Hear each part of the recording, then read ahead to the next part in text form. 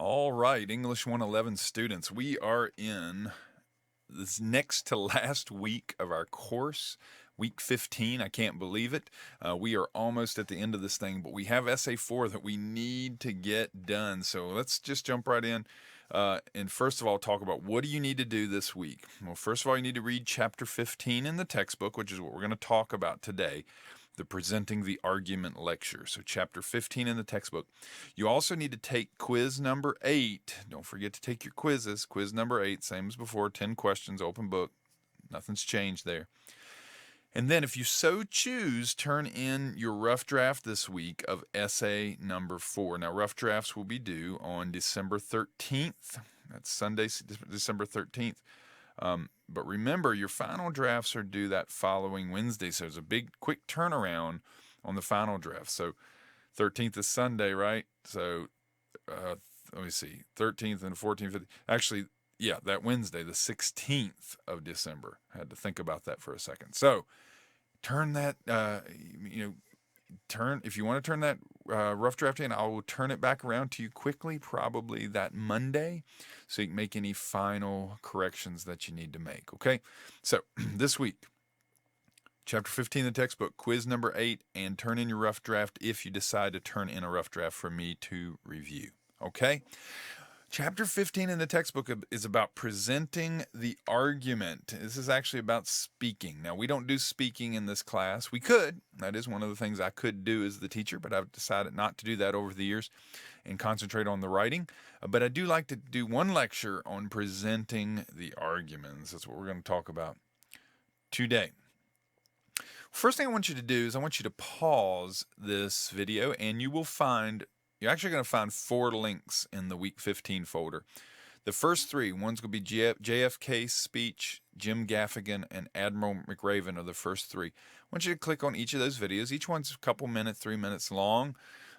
Watch those videos. And what I want you to do as you're watching those videos is look and say, okay, why were these speeches successful? Why were these speaking events successful for these speakers? This is JFK's famous to the moon speech. Jim Gaffigan's one of his famous comedy routines, a speech by Admiral McRaven called, or a portion of which is I've entitled "Make Your Bed" speech. These were all very popular speeches and speaking events. They've gotten a lot of airplay on YouTube. Why? What makes them popular? Go ahead and watch all 3 clips, make some notes. Pause this recording, go watch all 3 of those clips, make some notes, and then come back when you're done, okay? Go ahead and do that. Okay, did you watch? I hope you did. And so what made these speeches successful? What made them effective? Okay, I'm just going to give you some things. First of all 3 of the speakers were very, very confident, weren't they? They knew their material. They were confident. They were looking the audience in the eyes, the camera in the eyes, whatever the case may be. They were confident. They made a connection with their audience, especially Jim Gaffigan and his humor, right? He definitely made a connection with the audience, as did the other 2, because, again, one of the reasons is because of their confidence. They were obviously all very prepared. They weren't speaking off the cuff. All 3 had come to the speaking event ready to go. Jim Gaffigan in particular and Admiral McRaven use humor, and humor can be very effective. We'll talk about that later. They all used simple language and sentence structures. There were no $5 words, as it were. There were not a lot of multisyllabic words, and I just used one right there, didn't I? They were simple words, direct words, words that connected with the audience. Their points were very clear. You knew where they were in their speeches. You knew the points they were making at each point, and it was very clear what they were saying. And their context and their content was very significant, right? And the To the Moon speech in particular. This was John F. Kennedy commissioning America to go to the moon before the end of the 1960s. So good stuff, right? That's what made these presentations effective. You want to be just as effective in your presentation. So we're going to learn today, how do we do that? What are some principles? And the first thing that I talk about under the header of the principles of good presentations are the no's. Now, this is my thing. The knows. What are the things we need to know? First of all, we need to know our purpose. What's the purpose of our speaking event? Why are we doing it? Secondly, what's our subject? We need to know our subject well. We need to have uh, some level of expertise in our subject. If we go up and try to speak on something we don't know anything about, we're going to fall on our faces. We need to know the situation, not just, and what I talk about there is not the audience in this point, but where am I going to be speaking? What's the venue? Do I have electronic PowerPoint device? Do I have microphones? Am I going to be on a stage? Am I going to have a podium? What's the situation I'm working in? And then also, um, what's the situation in the world? What's the situation in my area that I'm dealing with? Right now we're in COVID. We're also in tense race relations in our country. I need to know those things when I go for my speech because they could affect what I say or don't say, right? Again, know my audience. Who am I speaking to? We all know that. Know the structure of my speaking. What am I going to say? How am I going to say it? In what order am I going to say things? Having an outline, knowing what I'm going to say, and know my visuals. In other words, if I have a PowerPoint presentation, know those visuals. Don't read the visuals. Know them well enough where you can glance at them. You know where you are in your presentation, and you can speak more off the cuff. Okay. You don't want to sit and read your presentation to people. Okay. All right. And no practice. That's the last one. You've got to practice, folks. A lot of people try to go into speaking events with zero practice, and they usually fall on their faces. Unless you're a seasoned speaker, or unless you've spoken on a topic so much that you know it so well, you need to practice. And even seasoned speakers practice. They don't often go up cold turkey. Okay, so know your purpose, your subject, your situation, your audience, your structure, your visuals, and practice. Some things to consider, and you'll see a lot of overlap in these next few slides, but some things to consider when you're doing a presentation is that introductions and conclusions matter a lot. All right. Introduction, you're telling you're drawing in your audience. You're saying, okay, you need to listen to me, and here's why. And so that makes it very, very important. If you lose people in your introduction, if you don't draw them in, if you don't entice them to listen, they're gone. They may still be in the room sitting in the chair, but they're not going to be listening. And conclusions matter because that's where you summarize everything that you just said, and it's the last thing you say. So a basic principle of speaking is that the last thing you say is often the most memorable thing you say, and should be the most memorable thing you say, because that's what people leave having just heard. So that's why a conclusion is important. There you summarize your main points, just like we do in a conclusion in our papers. We summarize our thesis, we summarize our main points and our next steps so that people are thinking about that when they leave, and hopefully they remember it. Don't forget to consider the venue where you're going to give your presentation and under what conditions. Again, am I going to have a podium? Am I going to have a sound system? Am I going to have somebody there to help me? All these questions. Is it going to be cold? Am I going to have air conditioning? Am I going to have heating? Just all the basics. What's the venue going to look like? The idea of presenting from notes or not, the pros and cons. Good thing about presenting from notes is that you don't get lost in your presentation. Everything's in front of you. Keep everything in front of you. You've got your plan of action right there with you, and so you don't miss major points. You can keep yourself organized.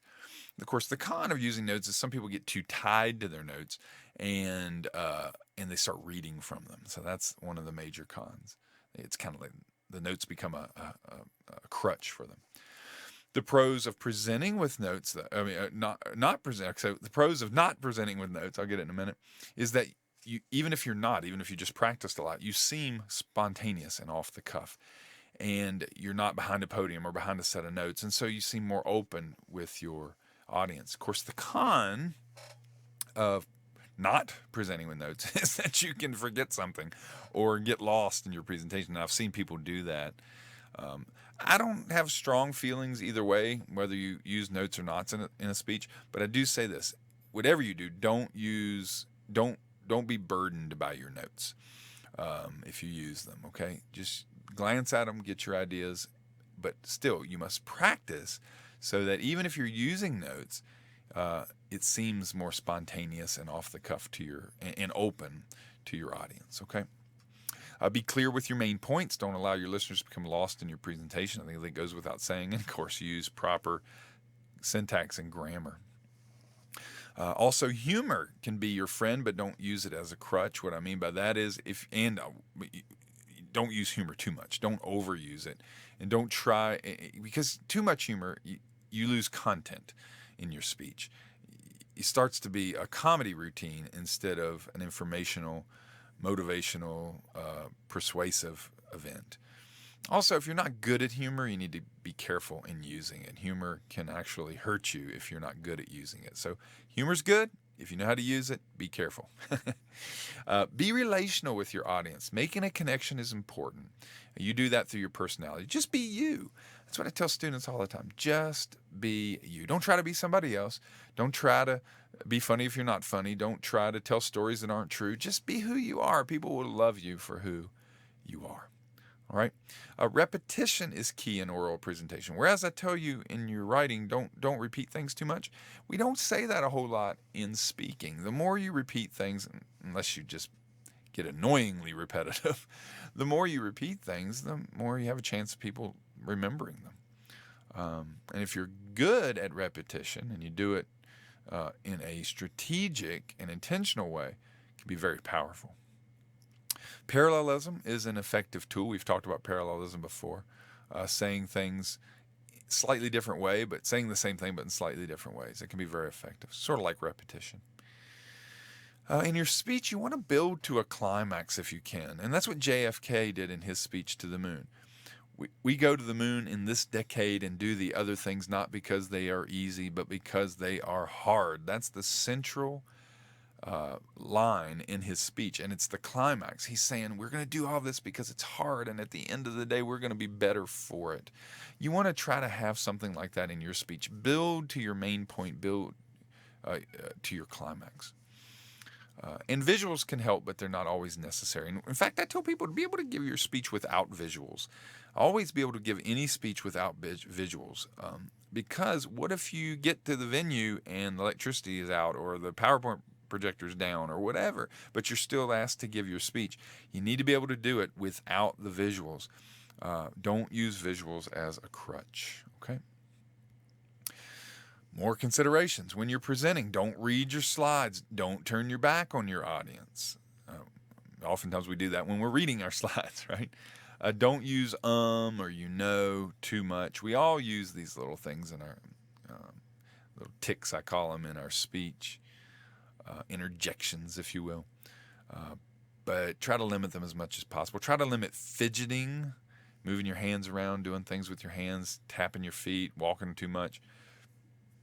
around too much, whatever. Don't fidget, and certainly don't read your presentation entirely. Don't use your notes as a crutch. I've said it before, practice, practice, practice, right? I mean, this is key in any presentation. And dressing appropriately, getting enough rest the night before or the day of, maintaining good eye contact, standing. Rarely do you want to do a presentation sitting down. And allow your audience to participate if you can. Ask questions, get audience participation, get people to raise their hands, stand up, move around, whatever.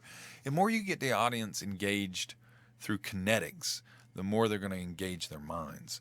So you don't want to do too much of it, and some people are very uncomfortable with too much audience participation, but a good, healthy amount will improve your overall presentation and your overall receptiveness to the audience, okay? Web presentations. I've been assuming we're talking about face-to-face presentation. Web presentations offer a much kind of a different venue, as it were. So a few different things that we need to think about. You want to think about all the things I've said so far, but also you want to think about practicing not just your speech, but with your technology. Because if you don't practice with technology, Murphy is always there to get you, right? And even if you practice, he's there to get you sometimes. But the more you practice with the technology, the better you're going to be the day of at using it. Make sure you look at the camera, because looking at the camera on a web presentation is like looking your audience in the eyes. If you're looking down all the time, you're going to disconnect with your audience. Again, you want to dress appropriately. You want to enunciate your words, because over the video, words can become mumbled, so make sure you enunciate them well. Consider your background. What's going on behind you? I've seen so many people not do this, and it's very distracting when there's a cat in the background swatting at a piece of yarn or running around or whatever's going on. So make sure you consider your background.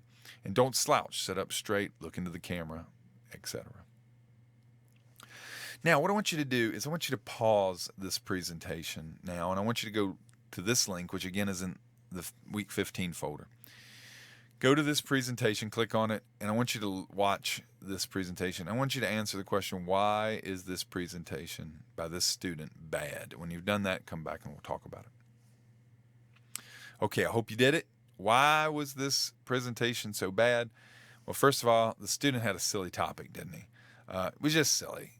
Why you don't drop your books on the floor. What? I mean, come on, really. And obviously, the topic had no significance to his audience.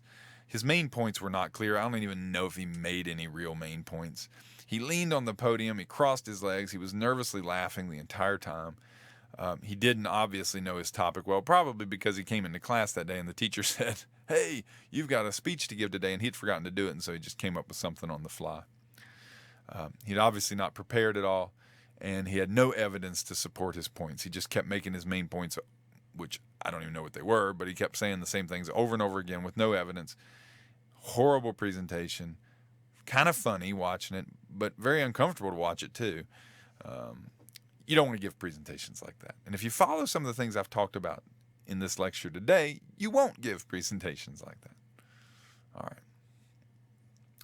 It's going to be a short lecture today, but let's talk about Essay 4. We know Essay 4 is an argument of proposal, right? We still have to do 4 to 5 pages of writing, 4 sources, right? So we're doing four academic sources, 4 to 5 pages of writing. Don't forget that your thesis statement, actually you don't have to worry about this part. Let's go to the next thing. Things to think about. Be sure you're using, and I've seen this a lot with students in my composition classes. Make sure you're using in-text citations. I saw a number of people this last essay number 3, that were not using in-text citations. Make sure you're using in-text citations and works cited, and that you're using MLA format. Make sure you're writing in the third person. Avoid the first and second persons. All right. Be sure your main points, your topic sentences directly support your thesis statement. Make sure your thesis statement is the last sentence in your introduction, and make sure your topic sentences are the first sentence in each of your main body paragraphs. So get these basics down, okay, folks? I want to see this last essay be your best essay. I really do. Be sure to proofread and edit your drafts as you're writing. Make sure you're proofreading yourself. Use the Writing Center if you want to, and I would encourage you to do that if you need additional assistance. And guess what? I'm available. Ask me any questions you want. You can get me by phone, text, email, whatever way suits you. I am here to help, okay? All right, so short lecture, but roughly the same amount of time if you go and you've done the right thing and watch the 4 videos for this lecture. But giving good presentations, giving good speeches is important. Being able to articulate what you're saying in an oral fashion is a skill that can be learned. I know some of you are probably very scared to do it. We don't have to do it in this class. You will have to do it in life sometime, and certainly in your public speaking class in college. So, learn a little bit about it. See if you can't get better. It's not the most horrible thing in the world, I promise you. I didn't like it years ago when I first started, when I was a teenager. But I love it now. I love to get in front of people and speak and teach in particular. So you get used to it. It is a skill you can learn. All right, so this week, again, reading chapter 15, quiz number 8. Turn in the rough draft for Essay 4 if you so choose. And we're driving towards a final draft of Essay 4 on Wednesday, December the 16th. I hope you all have a wonderful week. I hope things are going well for you. Contact me if you need me. Have a great day.